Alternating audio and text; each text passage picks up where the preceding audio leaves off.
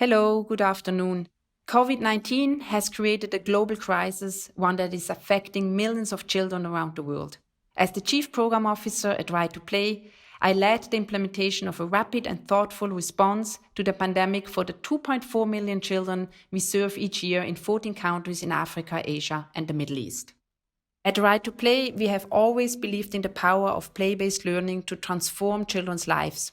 This continues to be true, especially during this current health crisis, where children's lives have been disrupted. We believe that play saves lives, be it in the form of providing psychosocial support for children or reducing gender-based violence for girls. According to UNESCO, by April 2020, global school closures had forced 91% of the world's student population to be out of school. Children are at risk of not returning to school due to child labor, child marriage, negative psychosocial impacts such as trauma, sadness, depression, and social isolation, or violence at home. Let me speak briefly about the stages of the evolved crisis. At stage 1, we are continuing to support learning for children and youth through play-based activities. We are using child-friendly distant education methods to deliver life skills games for specific learnings and outcomes. We work with teachers, coaches, and parents to reach and accompany children meaningfully at home. Stage 2, this phase includes transitions for children, their families, and teachers going back to school, as well as immediately putting new creative and innovative ideas into practice to building back better.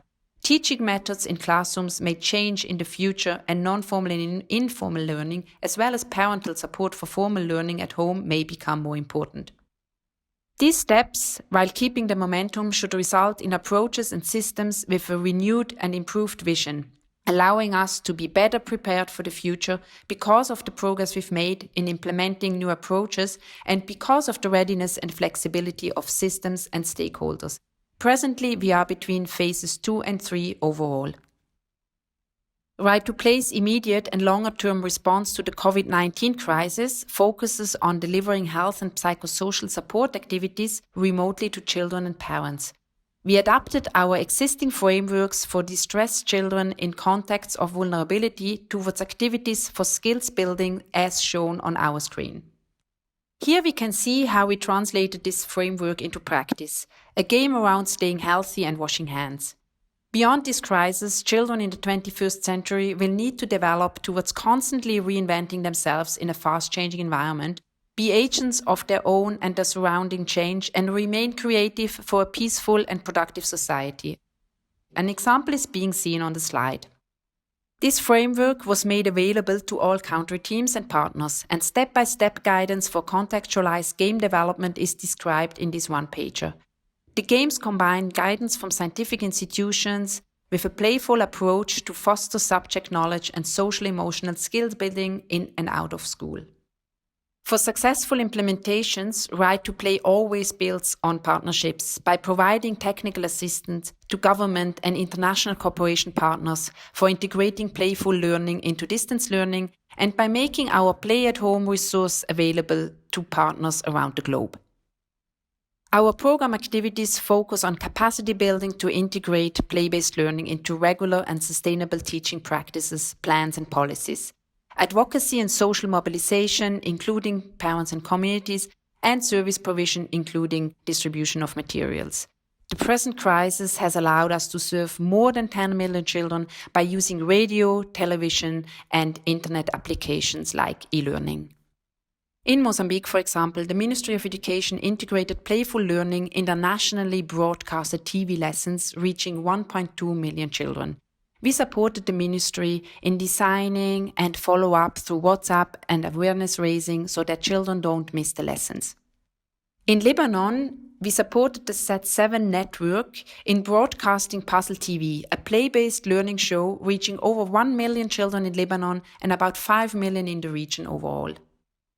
In Mali, we reached over 700,000 children and 950,000 adults through community-based radio program with messaging on child protection that can be implemented in a playful manner. In Ghana and Uganda, model playful learning radio lesson plans were jointly prepared with the Ministry of Education for continued formal learning during crisis. In Palestine, platforms and e-learning applications with and for coaches and mentors for improved social-emotional skills development are reaching more than 50,000 children. In Jordan, physical activity videos developed by Right to Play are broadcasted on the Ministry of Education's national distance learning channels, reaching 1.4 million children.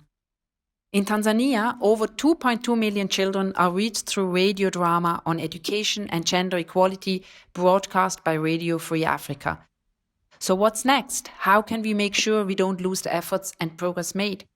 Right to Play is and remains an active member of the Tanzania Ending Child Marriage Network. As a result of the network effort, the Tanzania Law of Marriage Act of 1971, which allows a girl child to be married off before the age of 18 years, was amended in September 2019. We will continue to use radio to complement efforts to educate, protect, and empower children. The proven advantage is the wide and cost-effective outreach. A broadcast reaches 4.9 million people at a cost of $260 and reaches more remote and disadvantaged areas of the country.